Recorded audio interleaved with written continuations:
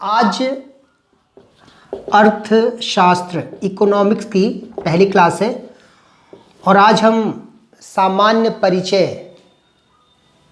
के बारे में जो सामान्य शब्दावलियाँ हैं, जैसे इकोनॉमिक्स क्या है, अर्थशास्त्र क्या है, अर्थशास्त्र और अर्थव्यवस्था में क्या अंतर है, राइट।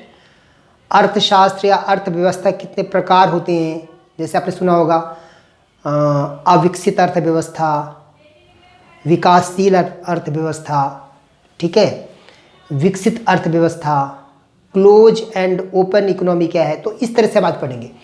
अर्थात आज हम सामान्य परिचय देखेंगे इसका, अर्थशास्त्र का, राइट। सामान्य परिचय आप चाहो तो ईश्वर ढींगरा या रमेश सिंह की बुक ले सकते हैं और उससे आप पढ़ सकते हैं, ठीक है। देखिए, अर्थशास्त्र, इकोनॉमिक्स, अर्थशास्त्र और अर्थव्यवस्था दोनों में क्या अंतर है? ये दोनों आपको क्या लगता है, दोनों एक ही चीज़ है? अर्थशास्त्र, अर्थव्यवस्था दोनों एक ही चीज़ है। देखिए, अर्थशास्त्र दोनों में हम आर्थिक गतिविधियां, दोनों का संबंध किससे है? आर्थिक गतिविधियों से है। आर्थिक गतिविधियों से दोनों का संबंध है, ठीक है। लेकिन अर्थशास्त्र में हम आर्थिक गतिविधियों से संबंधित जो सिद्धांत हैं उनको पढ़ते हैं। अर्थशास्त्र में हम क्या पढ़ते हैं? आर्थिक गतिविधियों से संबंधित जो सिद्धांत हैं, थ्योरी, जो थ्योरी का पोर्शन है वो हम पढ़ते हैं अर्थशास्त्र में। जबकि अर्थव्यवस्था क्या है? व्यवहारिक रूप है। व्यवहारिक जो रूप है ना, किसका? अर्थशास्त्र का जो व्यवहारिक रूप, मतलब सिद्धांत को जो हम अप्लाई करते हैं, सिद्धांत, जो भी सिद्धांत है उस सिद्धांत को अपनाकर जो हम एक व्यवस्था कायम करते हैं किसी भी क्षेत्र विशेष में, उसे बोलते हैं अर्थव्यवस्था, ठीक है। तो अर्थशास्त्र क्या हो गया? आप कह सकते हो सामान्य भाषा में कि जो अर्थशास्त्र है वो सिद्धांतों का एक संग्रह है। अर्थशास्त्र में क्या है? सिद्धांतों का संग्रह किया गया है, राइट। अर्थशास्त्र में क्या है? सिद्धांतों का संग्रह किया गया है। सिद्धांतों का उसमें क्या है? संग्रह है, ठीक है। इन्हीं सिद्धांतों के माध्यम से हम क्या करते हैं, जो संसाधन हैं, किसी भी देश में क्या होते हैं? संसाधन होते हैं।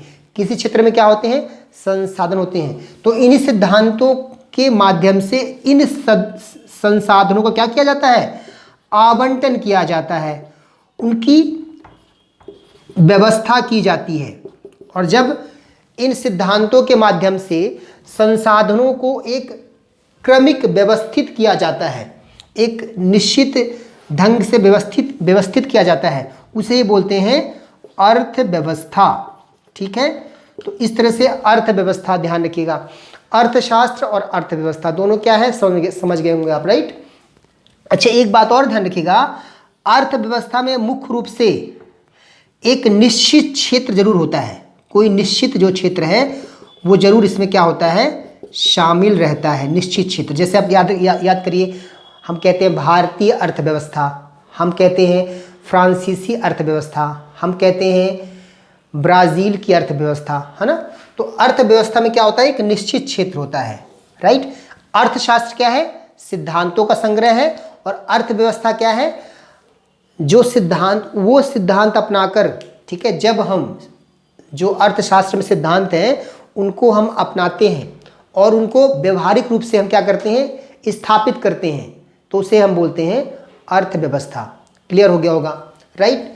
तो इस तरह से अर्थशास्त्र और अर्थव्यवस्था क्या है आप समझ गए होंगे। बाकी आप डिटेल्स में पढ़ सकते हैं किसी भी बुक में, जैसे मैंने कहा रमेश सिंह या ईश्वर ढींगरा की बुक आप ले सकते हैं, वहाँ आप इसको देख सकते हैं, राइट। तो इस तरह से अर्थशास्त्र क्या है, अर्थव्यवस्था क्या है। अच्छा, एक बात और ध्यान रखिए, देखिए इनका उद्देश्य क्या है, बात समझिए ध्यान से। देखिए, यहाँ पर हम कह सकते हैं, जैसे मैं आपको कह रहा हूँ अर्थव्यवस्था की हम बात कर रहे हैं, तो अर्थव्यवस्था को आप संक्षेप में ऐसा समझ सकते हैं कि इसमें 4 मुख्य तथ्य होते हैं। मुख्य जो एलिमेंट होते हैं, तत्व होते हैं, 4 होते हैं। एक तो हो गया निश्चित क्षेत्र, क्या हो गया, एक निश्चित क्षेत्र हो गया, जैसे मान लीजिए भारत एक निश्चित क्षेत्र हो गया, ठीक है। दूसरा इसमें क्या होता है, दूसरा में इसमें क्या होता है, लोग होते हैं, है ना, लोग या नागरिक बोल दीजिए, राइट। किसी भी अर्थव्यवस्था को आप कैसे लिखोगे, लोग और नागरिक। तीसरा इसमें क्या होता है, संसाधन, संसाधन, ठीक है, संसाधन। और चौथा क्या होता है, आवंटन, आवंटन। तो आप क्या कह सकते हैं कि अर्थव्यवस्था के अंतर्गत हम क्या करते हैं, नागरिकों के बीच संसाधनों का एक उचित आवंटन करते हैं, जिससे क्या हो, जिससे क्या हो, समाज का कल्याण हो, क्या हो, समाज का कल्याण हो, भौतिक कल्याण हो, ठीक है। तो इस तरह से आप कह सकते हैं, एक अर्थव्यवस्था की परिभाषा आप बता सकते हैं, या अर्थशास्त्र की परिभाषा भी एग्जाम में आती है तो उसे आप बता सकते हैं, राइट, कि अर्थशास्त्र में सिद्धांत होते हैं, सिद्धांतों का संग्रह है। इन सिद्धांतों के माध्यम से हम एक निश्चित क्षेत्र में वहाँ के लोगों के बीच संसाधनों का आवंटन करते हैं, और इसके पीछे उद्देश्य क्या है, समाज का भौतिक कल्याण करना। तो इस तरह से एक आप डेफिनेशन दे सकते हैं, परिभाषा दे सकते हैं अर्थशास्त्र की, ठीक है, या अर्थव्यवस्था की। अब हम बात करेंगे अर्थव्यवस्था के प्रकार, ठीक है, अर्थव्यवस्था के प्रकार की हम बात करते हैं। देखिए, अर्थव्यवस्था के प्रकार की यदि हम बात करें तो देखिए, अर्थव्यवस्था कई प्रकार की होती है। जैसे यदि हम देखें अंतर्राष्ट्रीय संबंधों के आधार पर, अंतर्राष्ट्रीय संबंधों के आधार पर, ठीक है, अंतर्राष्ट्रीय जो संबंध हैं, इंटरनेशनल रिलेशन के आधार पर अर्थव्यवस्था 2 प्रकार की होती है, 2 प्रकार की, ठीक है। एक होती है ओपन या खुली अर्थव्यवस्था, और एक होती है क्लोज, बंद अर्थव्यवस्था। अभी हम अर्थव्यवस्था के प्रकार देख रहे हैं। तो अभी हम देख रहे हैं, देखिए, अर्थव्यवस्था कई टाइप्स की होती है। जैसे अंतर्राष्ट्रीय संबंधों के आधार पर 2 तरह की होती है। एक होती है स्वामित्व के आधार पर, स्वामित्व, नियंत्रण, कुछ भी कह सकते हैं आप, स्वामित्व या नियंत्रण के आधार पर, स्वामित्व या नियामक या नियंत्रण के आधार पर 3 तरह की होती है, ठीक है। एक होती है समाजवादी, अभी हम सब बताएंगे इसको आपको डिटेल्स में, समाजवादी। एक होती है पूंजीवादी, ठीक है, और एक होती है मिश्रित, मिश्रित। भारतीय अर्थव्यवस्था कैसी है, मिश्रित अर्थव्यवस्था है, ठीक है। तो ये स्वामित्व के आधार पर, नियामक, नियंत्रण के आधार पर क्या है, समाजवादी, पूंजीवादी और मिश्रित। और एक प्रकार इसका और भी है, इसका एक प्रकार और भी है विकास के आधार पर। किसके आधार पर, विकास, विकास के आधार पर भी अर्थव्यवस्था 3 प्रकार की होती है। कौन कौन सी, एक होती है अल्प विकसित, एक होती है विकासशील, एक होती है विकसित। तो विकास के आधार पर भी क्या होती है, इसके 3 टाइप्स हैं, ठीक है। अल्प विकसित, एक है अल्प विकसित, एक है विकासशील, विकासशील, और एक है विकसित। तो आज हम जो, मेरी आज एक सामान्य क्लास है इकोनॉमिक्स की, राइट। तो आज जो इसका सामान्य परिचय है, शब्दावलियां हैं, हम वो पढ़ रहे हैं, ठीक है। तो जैसे अब हम बात करते हैं इंटरनेशनल रिलेशन के आधार पर, अंतर्राष्ट्रीय संबंधों के आधार पर 2 तरह की अर्थव्यवस्था होती है। एक होती है ओपन, एक होती है क्लोज। अब दोनों में क्या अंतर है, देखिए, ओपन और क्लोज इकोनॉमी क्या होती है, खुली अर्थव्यवस्था और बंद अर्थव्यवस्था में क्या अंतर है। तो देखिए, बहुत सामान्य अंतर है। देखिए, आप इसको एक ऐसे इधर एक बनाइए एरो बीच में, यहाँ लिखिए बंद अर्थव्यवस्था, यहाँ लिखिए खुली अर्थव्यवस्था, ठीक है। और दोनों के बीच क्या अंतर है समझिए। देखिए, जैसे एग्जाम में वैसे तो आपके ये सब आएगा नहीं मीन्स में, ठीक है, लेकिन यदि आपको इसके बारे में जानकारी चाहिए तो इसको आप ऐसे समझ सकते हैं। बंद इकोनॉमी मतलब क्या होता है, देखिए, ऐसी अर्थव्यवस्था जहां पर उत्पादन, और अब किसी भी अर्थव्यवस्था में क्या है, 2 चीजें होती हैं, उत्पादन होता है, किसका उत्पादन? वस्तुओं का। वस्तुओं का उत्पादन होता है या फिर सेवाओं का उत्पादन होता है। किसी भी अर्थव्यवस्था में क्या होता है? वस्तुओं का उत्पादन होता है या फिर क्या होता है? सेवाओं का उत्पादन होता है। तभी तो क्या होगा? कल्याण होगा समाज का। ठीक है, आर्थिक गतिविधियां मजबूत होंगी।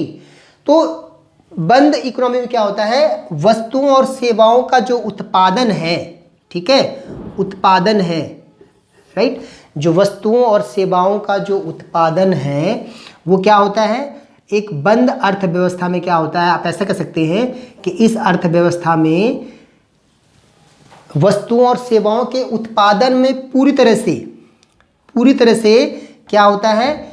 एक सरकार का नियंत्रण होता है। ठीक है, सरकार का नियंत्रण होता है और वस्तुओं और सेवाओं का पूरी तरह से जो आयात निर्यात है, आयात और निर्यात है, वो क्या होता है?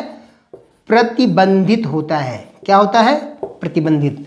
मतलब क्लोज जो इकोनॉमी है, जो बंद अर्थव्यवस्था है, उसमें वस्तुओं और सेवाओं का पूर्ण रूप से आयात और निर्यात क्या होता है? प्रतिबंधित रहता है। ठीक है, इसके अपोजिट खुली जो अर्थव्यवस्था है उसमें आयात और निर्यात जो है वो प्रतिबंधित नहीं होता है।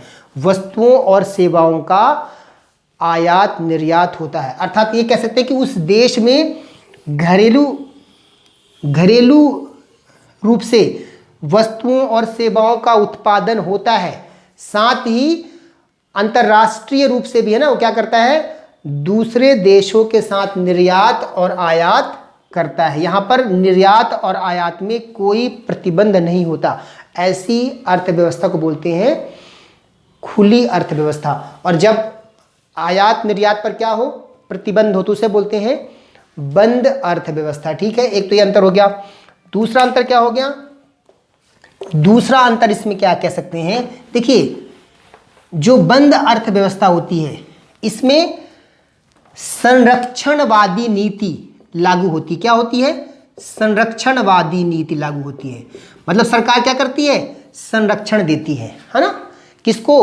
अपने लोगों को, अपने लोगों के अपने जो उनके खुद के उद्योग हैं, है ना, उनको क्या करती है? वो संरक्षण देती है ना? तो बंद अर्थव्यवस्था में संरक्षणवादी नीति जो है वो लागू होती है। इसके अपोजिट जो खुली अर्थव्यवस्था है वहां पर क्या बोलेंगे? मुक्त व्यापार की नीति, है ना, मुक्त व्यापार की नीति लागू होती है। बात ध्यान रखिएगा। तो जो बंद अर्थव्यवस्था है वहां पर क्या है? वहां पर संरक्षणवादी नीति है। मतलब सरकार जो है वो अपने उद्योगों को, है ना, वस्तुओं के उत्पादन में, सेवाओं के उत्पादन में क्या करती है? संरक्षण प्रदान करती है ना। जबकि वहीं खुली अर्थव्यवस्था में मुक्त व्यापार की नीति लागू होती है। कोई भी किसी भी देश का जो उद्योगपति है वो ऐसी अर्थव्यवस्था में निवेश कर सकता है। इसका मतलब ये हो गया। ठीक है, इसके अलावा और क्या अंतर होता है? देखिए, एक और अंतर आप कह सकते हो। खुली अर्थव्यवस्था जो है ना, खुली अर्थव्यवस्था में हमेशा उदारवादी नीति को अपनाया जाता है, उदारता दिखाई जाती है ना। मतलब जो टैक्सेस होते हैं, कर वगैरह होते हैं, वो क्या होते हैं? वहां पर उदारता दिखाई जाती है, उदारवादी नीति होती है। जबकि ये क्या है? ये एक आदर्श स्थिति है। बंद अर्थव्यवस्था क्या है? एक आदर्श स्थिति है। किस मामले में? देखिए, आदर्श स्थिति है। इसका मतलब ये है कि देखिए, किसी भी देश की बंद अर्थव्यवस्था कब हो सकती है? जब उस देश में सभी तरह के संसाधन उपलब्ध हों, सभी तरह के उत्पादन सेवाएं उपलब्ध हों, तभी तो ऐसी स्थिति बनेगी। तो ये क्या है? एक आदर्श स्थिति है। मतलब कोई भी देश कब हो सकता है बंद अर्थव्यवस्था वाला देश? वो तभी तो हो पाएगा बेटा जब उसके पास सभी तरह के क्या है? संसाधन है ना, सभी तरह के संसाधन हैं, उसके पास सारे कुछ सब कुछ है। तो फिर किसी देश से वो कोई चीज़ ना तो मंगाएगा, ना अपने देश का सामान बाहर भेजेगा। तो यह क्या होगी? एक आदर्श स्थिति होगी। ठीक है, तो इस तरह से बंद अर्थव्यवस्था और खुली अर्थव्यवस्था क्या है आप समझ सकते हैं। ठीक है, राइट, कोई डाउट तो नहीं इसमें होगा किसी को। अब हम बात करते हैं आगे।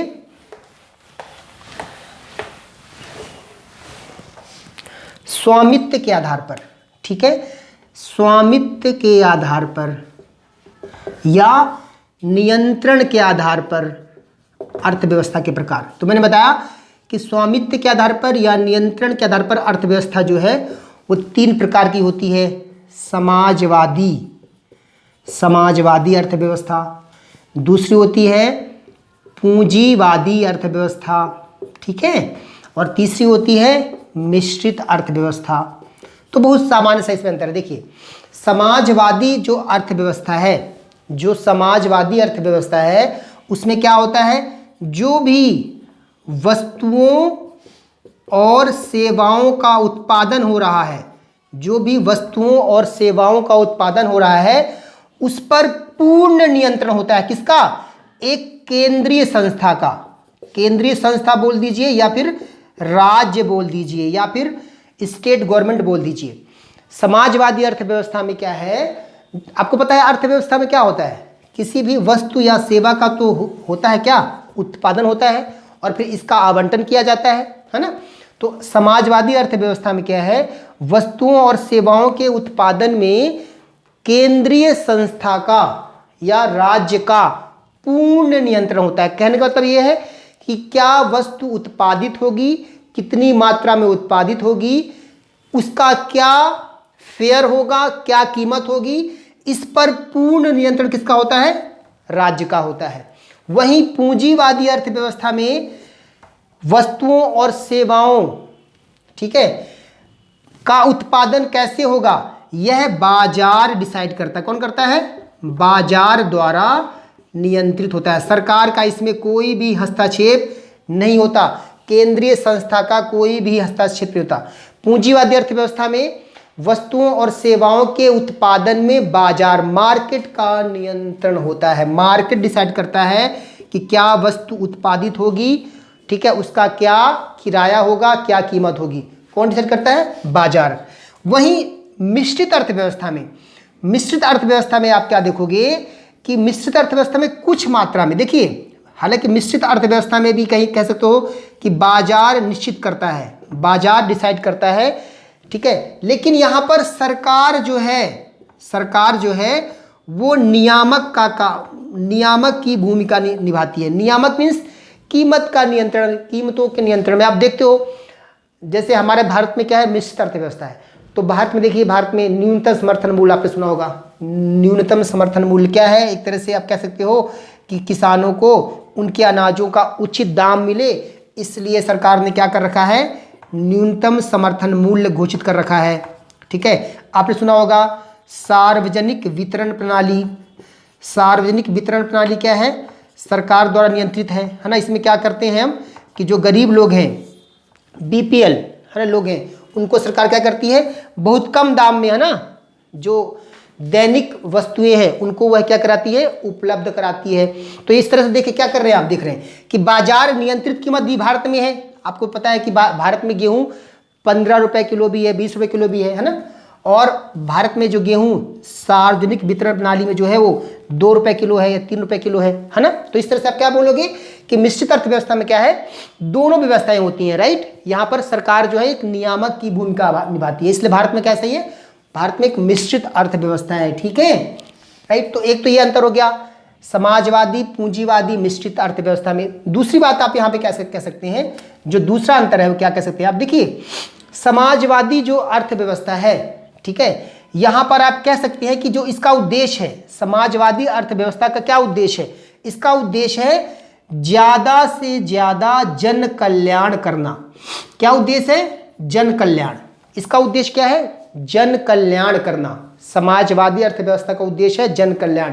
वहीं पूंजीवादी अर्थव्यवस्था का उद्देश्य है, क्या उद्देश्य है इसका, निजी क्षेत्र को लाभ पहुंचाना। पूंजीपतियों को, निजी क्षेत्र को क्या करना, लाभ पहुंचाना, इसका उद्देश्य है, ठीक है, राइट। और जबकि मिश्रित अर्थव्यवस्था में आप कह सकते हो यहां पर दोनों है, यहां पर जन कल्याण भी है और साथ में बाजार प्रतिस्पर्धा भी है, बाजार प्रतिस्पर्धा भी यहां पर उपलब्ध है। तो मिश्रित अर्थव्यवस्था में दोनों बातें हैं, बाजार प्रतिस्पर्धा भी है, बाजार प्रतिस्पर्धा में तो ही लाभ होगा, निजी क्षेत्र को, है ना। तो बाजार प्रतिस्पर्धा भी है और जन कल्याण भी है। यहां पे कह सकते हो कि समाजवादी में बाजार प्रतिस्पर्धा नहीं होती है, ठीक है। बाजार प्रतिस्पर्धा क्या है यहाँ पर, न्यूनतम है या ना के बराबर है। पूंजीवादी में क्या है, पूंजीवादी जो अर्थव्यवस्था है वो पूरी तरह से बाजार प्रतिस्पर्धा पर स्थापित है, ठीक है, पूरी तरह से। और जो मिश्रित है वहां पर इसका दोनों उद्देश्य है, जन कल्याण भी है और बाजार प्रतिस्पर्धा की स्थापना भी करना है। तो इस तरह से समाजवादी, पूंजीवादी और मिश्रित अर्थव्यवस्था क्या है आप समझ गए होंगे। देखिए कार्ल मार्क्स, समाजवादी अर्थव्यवस्था के जो फाउंडर हैं वो कौन है, कार्ल मार्क्स हैं, ठीक है, राइट, कार्ल मार्क्स हैं। जबकि पूंजीवादी अर्थव्यवस्था के संस्थापक एडम स्मिथ, अर्थशास्त्र के पिता इन्हें कहते हैं, एडम स्मिथ, है ना। द वेल्थ ऑफ नेशन इनकी एक पुस्तक थी, द वेल्थ ऑफ नेशन, है ना, एडम स्मिथ ने यही कहा था कि सरकार को वस्तुओं और सेवाओं के उत्पादन में बिल्कुल भी हस्तक्षेप नहीं करना चाहिए, राइट। क्या वस्तु उत्पादित होगी क्या नहीं होगी ये मांग और आपूर्ति पर छोड़ देना चाहिए। जितनी मांग होगी उतनी उसका क्या होगा, उत्पादन होगा। मतलब ये कह सकते हो कि पूंजीवादी अर्थव्यवस्था जो है वो मांग और आपूर्ति के नियम पर काम करती है, जबकि समाजवादी में मांग और पूर्ति का नियम लागू नहीं होता है। यहां पर मांग और पूर्ति का नियम लागू होता है। तो इस तरह से आपने समझ गए, ठीक है। समाजवादी, पूंजीवादी और मिश्रित अर्थव्यवस्था क्या है आपको समझ में आ गया होगा, ठीक है। जो इसका बेसिक इसमें अंतर है मैं बता दिया, ठीक है। ऐसी बताया मैं आपको कि विकास के आधार पर, डेवलपमेंट के आधार पर भी अर्थव्यवस्था के 3 प्रकार होते हैं, ठीक है। अल्प विकसित, ये सारी बातें आपको मिल जाएंगी जब आप पढ़ोगे ना रमेश सिंह, तो मिल जाएंगी। आप रमेश सिंह की बुक जरूर ले लीजिएगा और उसे जरूर पढ़िएगा, ठीक है। अल्प विकसित अर्थव्यवस्था, विकासशील अर्थव्यवस्था, जैसे भारत क्या है, विकासशील है, ठीक है। और विकसित अर्थव्यवस्था, इन तीनों में क्या अंतर है, ये किसके आधार पर है, ये विकास के आधार पर अर्थव्यवस्था है। देखिए बहुत सामान्य अंतर है। अल्प विकसित अर्थव्यवस्था में क्या होता है, देखिए अर्थव्यवस्था में हमने क्या क्या बताया आपको कि इसमें संसाधन होते हैं, है ना। किसी भी अर्थव्यवस्था में हम बता रहे 4 तत्व होते हैं, संसाधन, उसका आवंटन, है ना, आवंटन किस प्रकार करना है इसके लिए कुछ सिद्धांत होते हैं, ठीक है। और उद्देश्य क्या है सबका, जन कल्याण करना, भौतिक कल्याण करना। तो अल्प विकसित अर्थव्यवस्था में क्या होता है, जो संसाधन होते हैं उनका जो दोहन है वह अपने आरंभिक अवस्था में होता है। अल्प विकसित अर्थव्यवस्था में क्या है बेटा, जो संसाधन है, संसाधनों का जो दोहन है वो आरंभिक अवस्था में या प्राथमिक स्टेज में होता है, प्रथम चरण में होता है। संसाधनों का दोहन आरंभिक अवस्था में होता है। विकासशील अर्थव्यवस्था में संसाधनों का दोहन जो है ना, वो शुरू हो जाता है। संसाधनों का दोहन तो हो रहा है लेकिन पूर्ण क्षमता से नहीं हो रहा है।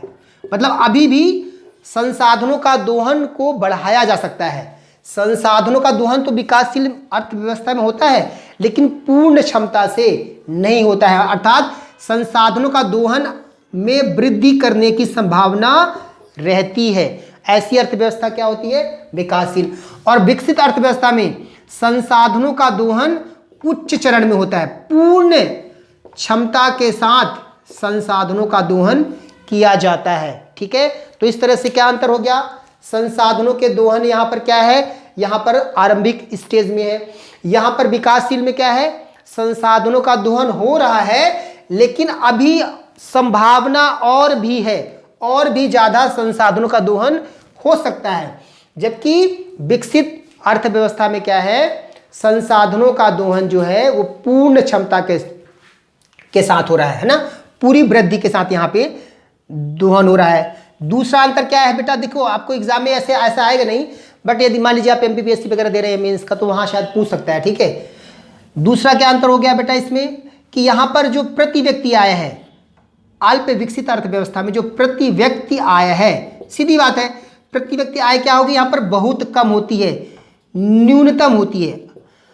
प्रति व्यक्ति आय क्या है, यहाँ पर अत्यंत कम होती है। किसमें, अल्प विकसित देशों में। क्यों कम होती है आपको पता है, संसाधन का दोहन ही नहीं हो रहा है, तो संसाधन का जब दोहन नहीं होगा तो आवंटन भी नहीं होगा, है ना। तो इस तरह से यहाँ पर प्रति व्यक्ति आय क्या होती है, न्यूनतम होती है। जबकि विकासशील अर्थव्यवस्था में प्रति व्यक्ति आय जो है वो ठीक ठाक होती है, लेकिन अंतरराष्ट्रीय जो मानक है उसके अनुसार क्या होती है, कम होती है।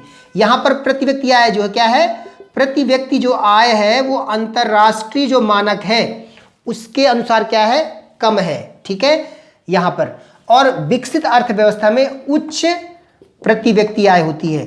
प्रति व्यक्ति आय क्या है यहाँ पर प्रति व्यक्ति आय क्या है, उच्च होती है। समझ आ गया। तो इस तरह से प्रति व्यक्ति आय के आधार पर भी इनमें अंतर है। इसके अलावा क्या अंतर है, इसमें तकनीक के आधार पर भी अंतर है। अल्प विकसित अर्थव्यवस्था में तकनीक का अभाव होता है, तकनीक का अभाव होता है, इंफ्रास्ट्रक्चर का अभाव होता है। तकनीक का अभाव है मतलब मशीन नहीं है, अच्छी तरह से अच्छी मशीनें नहीं है ना, तकनीक नहीं है इनके पास, तकनीक उपलब्ध ही नहीं है। यहाँ पर तकनीक है लेकिन तकनीक क्या है, पुरानी है। आधुनिक जो तकनीक है 21वीं सदी की जो तकनीक है, आधुनिक तकनीक, उसका इनके पास भी क्या है, अभाव है विकासशील में। अल्प विकसित में के पास तकनीक ही नहीं है और इंफ्रास्ट्रक्चर जो है वो क्या है, कमज़ोर है। इंफ्रास्ट्रक्चर क्या है, यहाँ पर आधारभूत जो संरचना है कमज़ोर है, रोड है ना, बिजली, ये क्या है यहाँ पर नहीं है या बहुत ही कमज़ोर अवस्था में है। विकासशील देशों में तकनीक है लेकिन आधुनिक तकनीक नहीं है, और साथ ही इंफ्रास्ट्रक्चर भी जो है बहुत ज़्यादा विकसित अवस्था में नहीं है। जबकि यहाँ पर क्या है, विकसित अर्थव्यवस्था में उच्च तकनीक होती है, आधुनिक तकनीक उनके पास होती है, साथ में इनके यहाँ पर इंफ्रास्ट्रक्चर बहुत मजबूत होता है। इंफ्रास्ट्रक्चर जो है बहुत, बिजली है ना, मतलब ऊर्जा बहुत ज़्यादा है ना, रोड सड़कें है ना, परिवहन के साधन बहुत अच्छे हैं। तो इस तरह से एक अंतर ये भी है। एक अंतर ये भी है, यहाँ पर जो औद्योगिकरण है वह अत्यंत निम्न अवस्था में पाया जाता है। कहाँ पर, अल्प विकसित में औद्योगिकरण क्या है, बहुत ही निम्न अवस्था में है। यहाँ पर जो है औद्योगिकरण है बट उसका विकास पूर्ण रूप से नहीं हुआ है ना, विकासशील में। जबकि विकसित में जो है औद्योगिकरण जो है वो पूर्ण विकसित है ना, अत्यंत क्या है, सुदृढ़ है। तो इस तरह से विकासशील, विकसित और अल्प विकसित अर्थव्यवस्था क्या होती है आपको क्लियर हो गया होगा, ठीक है। इसके बीच में कुछ 4-5 अंतर मैं बता दिया आपको। और भी अंतर है, ऐसा नहीं है कितने अंतर है, मैंने जो महत्वपूर्ण बातें मैं आपको बता दिया। अब हम देखिए एक बात और, हाँ यहाँ पर एक और अंतर भी है। अल्प विकसित अर्थव्यवस्था में ज़्यादा योगदान जो है वो प्राथमिक क्षेत्र का होता है। अल्प विकसित अर्थव्यवस्था में ज़्यादा योगदान क्या होता है, प्राथमिक क्षेत्र का होता है। जबकि विकसित अर्थव्यवस्था में सबसे अधिक जो योगदान है वो तृतीयक क्षेत्र का होता है। अब ये क्षेत्र क्या है, प्राथमिक क्षेत्र, द्वितीयक क्षेत्र, तृतीयक क्षेत्र, क्या है ना, अर्थव्यवस्था को 3 आर्थिक क्षेत्रों में बांटा गया। ये भी समझिए क्या है, ये प्राथमिक क्षेत्र क्या होते हैं, द्वितीयक क्षेत्र क्या होते हैं और तृतीयक क्षेत्र क्या होते हैं। अर्थव्यवस्था को 3 आर्थिक क्षेत्र में डिवाइड किया गया है। कितने, 3 आर्थिक क्षेत्र में। किसी भी अर्थव्यवस्था को 3 आर्थिक क्षेत्र में डिवाइड किया गया है। पहला हो गया प्राथमिक, दूसरा हो गया द्वितीयक और तीसरा हो गया तृतीयक क्षेत्र। ये सब क्या है, बहुत बेटा बहुत सामान्य सी बातें, ठीक है, कोई बहुत डाउट नहीं है ना। तो इस तरह से जैसे मैंने बोला ना कि अल्प विकसित अर्थव्यवस्था में ज़्यादा जो भूमिका है वो प्राथमिक क्षेत्र की है, जो विकसित अर्थव्यवस्था वहाँ पर ज़्यादा भूमिका किसकी है, तृतीयक क्षेत्र की है। तो हम क्या समझेंगे कि अर्थव्यवस्था में 3 आर्थिक क्षेत्र होते हैं। प्राथमिक क्षेत्र क्या है बेटा, समझिए। देखिए प्राथमिक क्षेत्र, जब उत्पादन प्राकृतिक संसाधनों के द्वारा होता है, प्राकृतिक संसाधनों से सीधे जब क्या होता है, उत्पादन होता है। प्राकृतिक संसाधनों से जब उत्पादन होता है तो ऐसे क्षेत्र को बोलते हैं प्राथमिक क्षेत्र। वो सामान्य सी बात है। जब प्राथमिक क्षेत्र में क्या आते हैं, जब उत्पादन प्राकृतिक संसाधनों से सीधे होता है उसे हम बोलते हैं प्राथमिक क्षेत्र। जैसे कृषि और उससे जुड़े हुए जो क्षेत्र हैं वो सब किस में आते हैं, प्राथमिक क्षेत्र में, है ना। मछली पालन, है ना, कुक्कुट पालन, ये सब किस में आएंगे, ये सब किस में आएंगे, प्राथमिक क्षेत्र में। क्यों, क्योंकि यहां पर उत्पादन किससे हो रहा है, सीधे प्राकृतिक संसाधनों से हो रहा है। जब उत्पादन किससे हो, सीधे प्राकृतिक संसाधनों से। भूमि क्या है भाई, कृषि के लिए क्या चाहिए, एक लैंड चाहिए। तो लैंड क्या है, प्राकृतिक संसाधन है। तो जब सीधे प्राकृतिक संसाधनों से क्या हो, उत्पादन हो, तो उसे बोलते हैं प्राथमिक क्षेत्र। क्लियर हो गया ना। कोई डाउट नहीं है। ऐसे भी मछली पालन कैसे होगा, एक तालाब है, तालाब क्या है, एक प्राकृतिक क्षेत्र है ना, तो इस तरह से आप समझ गए होंगे। द्वितीय क्षेत्र क्या है बेटा, द्वितीय क्षेत्र में क्या बोलते हैं, देखिए अच्छा एक बात और समझिए, जो प्राकृतिक क्षेत्र होता है ना, वो जो प्राथमिक क्षेत्र होता है, प्राथमिक क्षेत्र क्या देता है हमें, कच्चा माल देता है। क्या देता है, कच्चा माल, ध्यान रखिएगा, प्राथमिक क्षेत्र क्या देता है हमें, हमेशा कच्चा माल देता है। तो द्वितीय क्षेत्र में क्या होता है, द्वितीय क्षेत्र में क्या होता है, इसमें जो उत्पादन होता है, जो इसमें उत्पादन होता है वो प्राकृतिक क्षेत्र से प्राप्त जो कच्चा माल है, कच्चा माल के द्वारा होता है। द्वितीय क्षेत्र में जो उत्पादन है बेटा, वो प्राकृतिक जो प्राथमिक क्षेत्र है उससे जो हमें क्या मिला है, कच्चा माल प्राप्त हुआ है, उस कच्चे माल के माध्यम से क्या होता है, उत्पादन होता है, उसे हम बोलते हैं द्वितीय क्षेत्र। ठीक है, और इसमें क्या आते हैं, इसमें आपका विनिर्माण उद्योग आ जाएगा। ठीक है, तो इस तरह से आप बोल सकते हो द्वितीय क्षेत्र। और बेटा तृतीय क्षेत्र क्या है, देखिए तृतीय क्षेत्र में क्या आता है, शिक्षा आती है, बैंकिंग आती है ना, परिवहन आता है, ये सब क्या है, तृतीय क्षेत्र है। और बेटा इसमें क्या है, ये क्या काम करता है, ये प्राथमिक क्षेत्र और द्वितीय क्षेत्र के बीच में क्या करता है, एक संयोजक का काम क्या करता है, संयोजक, इन दोनों के बीच में कम्युनिकेशन का काम क्या करता है, तृतीय क्षेत्र करता है, ऐसा बोल सकते हो। या फिर और सामान्य भाषा में बोल सकते हो कि प्राथमिक क्षेत्र और द्वितीय क्षेत्र में के उत्पादन में, प्राथमिक क्षेत्र के उत्पादन में मतलब कृषि कैसे बढ़ाई जाए, है ना, या उद्योगों में उत्पादन कैसे ज्यादा किया जाए, इसमें क्या काम करेगा, एजुकेशन, शिक्षा या परिवहन, बैंकिंग भी काम करती है भाई, उद्योगों को क्या दिया जाए, अधिक मात्रा में कर्ज दिया जाए। तो आप क्या कहोगे कि देखिए एजुकेशन जो है, जो शिक्षा है या जो बैंकिंग है, वो कृषि में भी हेल्प कर रही है और उद्योगों के उत्पादन में भी क्या कर रही है, हेल्प कर रही है। तो क्या बोलोगे, तृतीय क्षेत्र वह क्षेत्र है जो प्राथमिक क्षेत्र और द्वितीय क्षेत्र के उत्पादन में सहायक की भूमिका निभाती है, उसे बोलते हैं तृतीय क्षेत्र। ठीक है, क्लियर हो गया। तो क्लियर, देखिए जो अल्प विकसित अर्थव्यवस्था होती है वहां पर प्राथमिक क्षेत्र का ज्यादा क्या होता है कि ज्यादा भूमिका होती है, और विकसित अर्थव्यवस्था में तृतीय क्षेत्र की ज्यादा भूमिका होती है। हालांकि भारत अभी विकासशील अर्थव्यवस्था है, लेकिन इसके बाद भी भारत में तृतीय क्षेत्र की भूमिका जो है ज्यादा है, लगभग 65% जो है भारतीय अर्थव्यवस्था में तृतीय क्षेत्र की भूमिका है। तो आप कह सकते हैं कि आप ऐसा बस सोचिए कि ये विकसित है, अभी भारत क्या है, विकासशील अर्थव्यवस्था है। ठीक है, लेकिन भारत में सबसे ज्यादा योगदान किसका है, अर्थव्यवस्था में तृतीय क्षेत्र का है, उसके बाद किसका है, द्वितीय क्षेत्र का है, लगभग 27% है ना, 27 से 30 के आसपास है ना। और प्राथमिक क्षेत्र का सबसे कम योगदान है, 16-17% के आसपास। ठीक है, प्राथमिक क्षेत्र का। तो भारत की अर्थव्यवस्था में ये भी प्रश्न आता है, कभी कभी पूछता है पीटी वगैरह में, है ना, प्रीलिम्स में, तो सबसे ज्यादा योगदान किसका है, तृतीय क्षेत्र का। तो क्षेत्र क्या है समझ गए होंगे ना, प्राथमिक क्षेत्र, द्वितीय क्षेत्र और तृतीय क्षेत्र क्या है आप समझ गए होंगे। ठीक है, इसके बाद एक चीज और मैं बताऊंगा इसमें बेसिक शब्दावलियों में। देखिए जैसे एक आता है आय का चक्रीय वितरण, ये समझ लीजिए थोड़ा सा, बहुत ईजी है, कुछ कठिन नहीं है। आय का चक्रीय वितरण, देखिए आय का चक्रीय वितरण जो है वो मुख्य रूप से 3 प्रकार का होता है। एक होता है द्विचक्रीय या द्विदिशीय, एक होता है त्रिचक्रीय, और एक होता है चतुर्थ या 4 चक्रीय। सब क्या है समझिए, बहुत ईजी है, कुछ नहीं है, बहुत सिंपल है, समझा देता हूं। आय का चक्रीय वितरण ये क्या है, देखिए द्विचक्रीय और त्रिचक्रीय जो होती है, ऐसी अर्थव्यवस्था को जब किसी देश में द्विचक्रीय या त्रिचक्रीय आय का वितरण पाया जाए तो उसे हम बोलते हैं क्लोज इकोनॉमी, बंद अर्थव्यवस्था। ठीक है, ध्यान रखिएगा, जो बंद अर्थव्यवस्था होगी वहां पर 4 चक्रीय आय का वितरण नहीं पाया जाएगा, वहां पर द्विचक्रीय आय का वितरण या फिर त्रिचक्रीय आय का वितरण होता है। जो अर्थव्यवस्था कैसी है, ओपन है, खुली है, वहां पर 4 चक्रीय आय का वितरण होता है। ये है क्या, बहुत ईजी है, समझिए।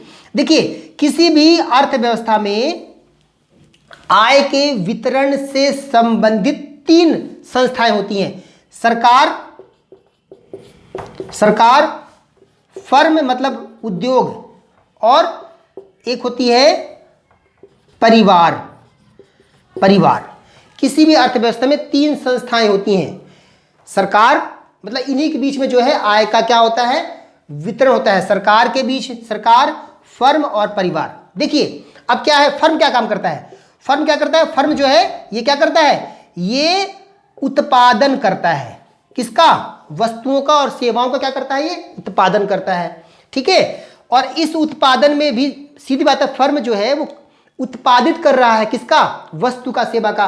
तो सीधी बात है ये क्या करता है, कुछ पैसे खर्च करेगा ना इस उत्पादन में, तो जो ये पैसा खर्च करता है, जो व्यय करता है, उसे बोलते हैं निवेश व्यय। क्या बोलते हैं उसे, निवेश व्यय। तो क्लियर हो गया, निवेश व्यय क्या हो गया, जो फर्म है, जो फर्म का मालिक है वो क्या करता है, उत्पादन करता है। क्या उत्पादन करता है, वस्तुओं का और सेवाओं का। और जब यह उत्पादन करेगा तो क्या करेगा, ये निवेश करेगा, तो इसे बोलते हैं निवेश व्यय। और इस तरह से परिवार क्या है, जो परिवार होता है वो क्या करता है, इस फर्म में जाके क्या करता है, वो काम करता है। मतलब वो क्या करता है, श्रम का मालिक है, श्रम का ये क्या है, स्वामी है। श्रम इस मजदूरी का, परिवार क्या है, श्रम का स्वामी है। तो ये क्या करता है भाई, सीधी बात है, फर्म में जाके क्या करता है, काम करता है। मतलब उत्पादन में क्या करता है, ये इसकी हिस्सेदारी होती है ना, कौन, परिवार की। और इसके बदले फर्म मालिक क्या करता है, इसे पैसे देता है ना। आपको पता है ना, निवेश व्यय इसी में आएगा ना, कि भाई ये काम कर रहा है और जो फर्म का मालिक है इसे क्या कर रहा है, इस पे पैसे खर्च कर रहा है, तो इसे बोलते हैं ना, ये निवेश व्यय कर रहा है। तो देखिए ध्यान रखिएगा, यहां पर ये देखिएगा कि परिवार भी जो है ना, वो भी जब उसको पैसा होता है तो वह भी क्या करता है, व्यय करता है। और जब परिवार द्वारा जो व्यय है उसे बोलते हैं उपभोग व्यय। क्या बोलते हैं, उपभोग व्यय। इसका मतलब ये हो गया कि जो सामान बन रहा है, जो सामान उत्पादित हो रहा है, उस पर जो वह व्यय कर रहा है वो कौन करता है, परिवार करता है। भाई फर्म में उसने काम किया, उसे क्या मिला, तनख्वाह मिली, उसको वेतन मिला, और फिर उस वेतन को वह उसी सामान को खरीदने में क्या कर देता है, खर्च कर देता है, कौन, परिवार। तो उसे बोलते हैं उपभोग व्यय। फर्म ने क्या किया है, निवेश व्यय किया है, परिवार ने क्या किया है, उपभोग व्यय किया है। सरकार क्या करती है, देखिए आपको पता है सरकार क्या करती है, कर लेती है, टैक्स लेती है। किससे, फर्म के मालिक से भी कर लेती है और परिवार से भी कर लेती है ना। और यह कर लेकर सरकार जो है क्या करती है, व्यय करती है। किसके लिए, कल्याणकारी कामों के लिए, रोड बनवाती है, स्कूल खुलवाती है ना, हॉस्पिटल खुलवाती है। तो इस तरह से सरकार जो व्यय करती है उसे बोलते हैं कल्याण व्यय। तो आप समझ गए होंगे, तीन, देखिए किसी भी अर्थव्यवस्था में तीन संस्थाएं हैं, सरकार, फर्म और परिवार, और ये तीन तरह का खर्चा भी करते हैं। फर्म जो है वो निवेश व्यय करता है, परिवार जो है वो उपभोग व्यय कर रहा है, और सरकार जो है वो कल्याण व्यय कर रही है। ठीक है, क्लियर हो गया होगा आपको। अब देखिए द्विचक्रीय आय वितरण क्या होता है, जब केवल दो संस्थाएं काम करें, एक तरफ फर्म हो, दूसरी तरफ क्या हो, परिवार हो। फर्म और परिवार इनके बीच में केवल लेन देन हो, सरकार का इसमें कोई भी हस्तक्षेप ना हो, तो इसे बोलते हैं द्विचक्रीय। क्लियर हो गया। त्रिचक्री में क्या होता है, त्रिचक्री में क्या हो गया, सरकार भी आ जाती है। त्रिचक्री में क्या हो गई, फर्म और परिवार के साथ में क्या आ गई, सरकार को भी इंक्लूड कर लिया हमने, तो ये क्या बोलते हैं, इसे त्रिचक्रीय आय वितरण कहते हैं। और चार चक्री, देखिए दोनों क्या है, क्लोज है। क्यों क्लोज है, इनमें आयात निर्यात ये दोनों क्लोज इकोनॉमी है, ध्यान रखना। द्विचक्री और त्रिचक्री क्या है, क्लोज इकोनॉमी का एग्जांपल है, बंद अर्थव्यवस्था का एग्जांपल है। क्यों बेटा, क्योंकि यहां पर आप देखिए वस्तुओं और उत्पादन का, वस्तुओं और सेवाओं का उत्पादन देश के भीतर ही हो रहा है, आयात निर्यात नहीं हो रहा है। चार चक्रीय वितरण में क्या होता है बेटा, सरकार भी होती है, फर्म भी होता है, परिवार भी होता है, और इसके साथ साथ में यहां पर आयात निर्यात भी होना शुरू हो जाता है। आयात निर्यात भी शुरू हो जाएगा। और सीधी बात है, जब किसी अर्थव्यवस्था में आयात निर्यात होगा तो उसे हम क्या बोलते हैं, ओपन इकोनॉमी बोलते हैं, खुली अर्थव्यवस्था कहते हैं। तो इस तरह से चार चक्रीय आय वितरण में चार चीजों के बीच में, सरकार के बीच में, फर्म के बीच में और परिवार के बीच में तो होता ही आय का वितरण। इसके अलावा एक चौथा देश, मतलब उस देश से जो एक अलग देश है ना, उस निश्चित क्षेत्र से जो अलग एक क्षेत्र है, उसके साथ भी क्या होता है, आयात निर्यात होता है। तो जब चौथी संस्था जुड़ जाएगी तो तो इसे बोलेंगे चार चक्रीय आय का वितरण। तो ये देखिए, आज मैंने क्या किया, आपको इकोनॉमिक्स में जो सामान्य शब्दावलियां हैं उससे मैंने आपको पढ़ाया है। ठीक है, मुझे उम्मीद करता हूं कि ये आज की जो क्लासेस है वो सामान्य क्लास थी, लेकिन कल से जो हम शुरू करेंगे वहां पर हम जो कोर इकोनॉमी है ना, जो आपके विषय के लिए महत्वपूर्ण है, वो शुरू करेंगे। ठीक है, धन्यवाद।